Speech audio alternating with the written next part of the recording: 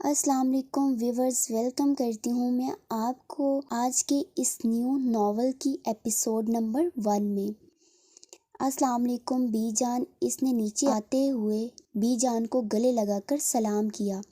وعلیکم السلام میرا بچہ، اٹھ گیا، ناشتہ لگا دوں؟ بی جان اسے پیار کرتی ہوئی بولی۔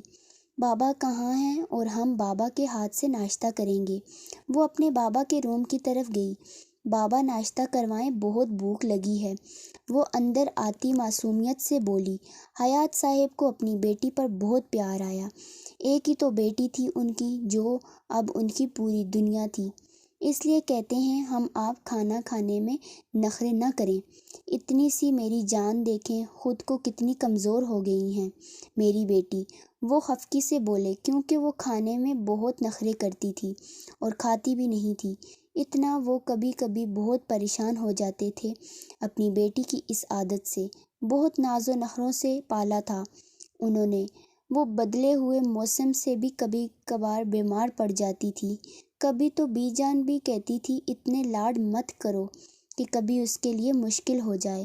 اب یہ تو وقت بتائے گا اس کے نصیب میں کیا لکھا ہے۔ اف بابا، ہم سے نہیں کھایا جاتا اتنا، اور بس ایک دن نہیں کھاتے پر دوسرے دن کھاتے ہیں نا، وہ باپ کے گلے لگ کر لاڈ سے کہہ رہی تھی۔ ایسے نہیں کرتے نا میری جان، پھر آپ کی طبیعت بھی خراب ہو جاتی ہے نا۔ وہ اسے اپنے ساتھ لے کے نیچے آ گئی۔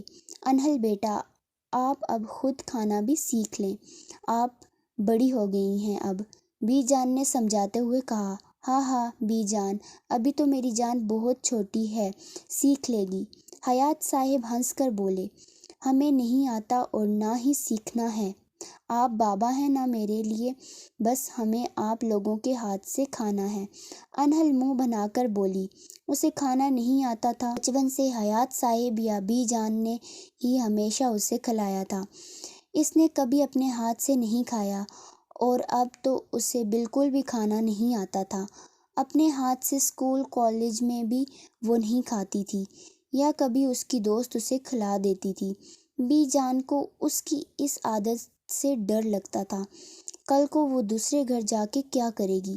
یہ تھی انہل حیات، ایک ہی لاڈلی بیٹی حیات صاحب کی۔ انہل کے پیدا ہوتے ہی حیات صاحب لندن چلے گئے تھے، انہوں نے بی جان کو تب سے رکھ لیا تھا۔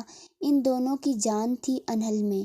انہل 18 سال کی تھی، معصوم سی لڑکی تھی، کمر سے تھوڑے اوپر گھنے سلکی بال، گلابی ہونٹ، دودھیا رنگت، چھوٹی سی ناک، کالی آنکھیں، لمبی گھنی پلکیں، وہ ایک خوبصورت حسین لڑکی تھی۔ یار تم ایسے کپڑے کیوں پہن کر آئی ہو؟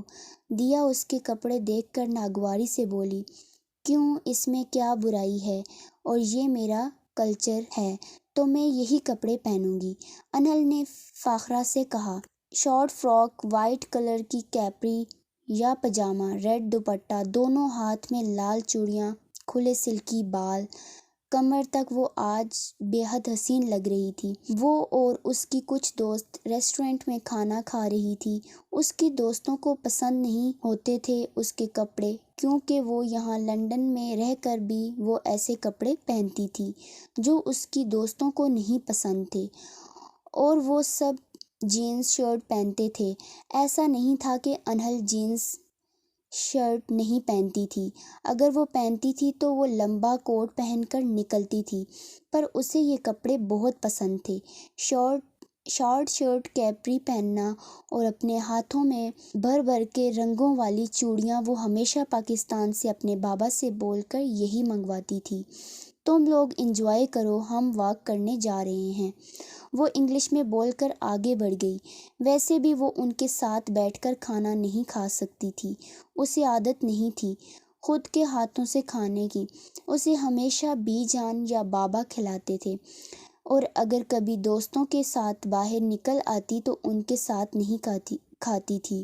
آہ ابے، بچاؤ بچاؤ، کوئی ہے ہمارے پیچھے، کتا ہے، ہم مر گئی، یہ جا نہیں رہا یہ تو، اور پاس آ رہا ہے، بابا، انہل بھاگتی ہوئی مسلسل بول رہی تھی۔ وہ بھاگتے ہوئے پیچھے ہی دیکھے جا رہی تھی۔ ابے اچانک سامنے کسی سے زوردار ٹکر ہوئی اور انہل بیچاری نیچے گر گئی۔ اللہ، ہمارا سر پھٹ گیا بابا۔ انہل سر پکڑ کر نیچے بیٹھ کے چلا رہی تھی۔ سامنے والا واقعی کوئی پتھر تھا، وہ نازک سی جان کہاں سے برداشت کر پاتی۔ بہوا بہوا کتا قریب آ کے چلا رہا تھا، اس کو بھی جیسے انہل سے بہت پرانا بدلہ لینا ہو۔ ابھی تک اس کو دیکھ کر چلا رہا تھا۔ اللہ بابا، پھر آ گیا، بچاؤ۔ انہل جلدی سے کھڑی ہو کے سامنے شخص کے پیچھے چھپ گئی، اس کی ہڈی کو مضبوطی سے پکڑ لیا۔ سنو، اس کو بھگا آؤ جلدی سے، کب سے ہمارے پیچھے آ رہا تھا۔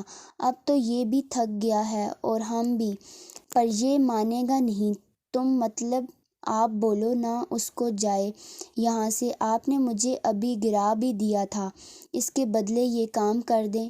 انہل معصوم بچوں کی طرح اس کو بولے جا رہی تھی، جو خاموش کھڑا اس کو سن اور سامنے کتے کو گھور رہا تھا۔ آپ خاموش تماشائی کیوں بنے ہوئے ہیں، اس کو بھگائیں نا۔ یا اللہ، آپ گونگے ہیں کیا؟ انہل اس کی خاموشی سے چڑ گئی، پھر سر پہ ہاتھ مار کے بولی۔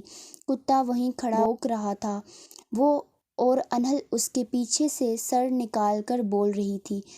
وہ اب اس کی طرف گھوما، انہل 2 قدم پیچھے ہوئی۔ انہل نے اب غور کیا تھا، اس کے چہرے پر ماسک تھا، اس کی صرف آنکھیں دیکھ رہی تھی جو بہت خوبصورت تھی۔ گرے کلر کی ان آنکھوں میں وحشت تھی۔ وہ لال آنکھوں سے اس خوبصورت نازک حسینہ کو دیکھ رہا تھا۔ انہل کا دل اب زور سے دھڑک رہا تھا، اسے اب سامنے کھڑے شخص سے ڈر لگ رہا تھا۔ وہ لوگ خالی سڑک پہ تھے جہاں کوئی نہیں تھا۔ ہم یہاں نہیں آئے، وہ کتا لے کے آیا تھا، سچی ہے، ہم جھوٹ نہیں بولتے۔ انہل ڈر کو چھپاتے ہوئے بولی۔ وہ 1 قدم آگے آیا، انہل نے زور سے آنکھیں بند کر لی اور وہ اس کے سائیڈ سے نکل کے آگے بڑھ گیا۔ انہل نے جب محسوس کیا یہاں کوئی نہیں تو ایک آنکھ کھول کے دیکھا، پھر پوری طرح کھول کے دیکھا تو آگے پیچھے کوئی نہیں تھا۔ اس کی اب ڈر سے جان نکل رہی تھی۔ کیا وہ بھوت تھا؟ یا اللہ نہیں، بھاگو۔ انہل خود سے بول کے بھاگی۔ کتا تو کب کا جا چکا تھا اور وہ دور کھڑا اس کو بھاگتے ہوئے دیکھ رہا تھا۔ تمہیں لگتا ہے یہ سب کرنے سے وہ تمہارے قریب آ جائے گی؟ وہ سنجیدگی سے بولا۔ اتنی جلدی نہیں، ابھی تو شروعات ہے، بہت جلدی وہ میرے پاس ہوگی، پھر اسے پتہ چلے گا درد کیا ہوتا ہے۔ وہ نفرت سے بولا۔ ایسی بھی نفرت نہ کرو کہ عشق ہو جائے یا پھر بہت کچھ برباد ہو جائے۔ وہ اس کی آنکھوں میں نفرت دیکھ کر بولا۔ اس کا جنون، اس کی نفرت کبھی اسے بھی ڈرا دیتی تھی۔ اب یہ تو وقت ہی بتائے گا کہ نفرت عشق ہوگا یا ایک ایسی نفرت جو سب برباد کر دے گی۔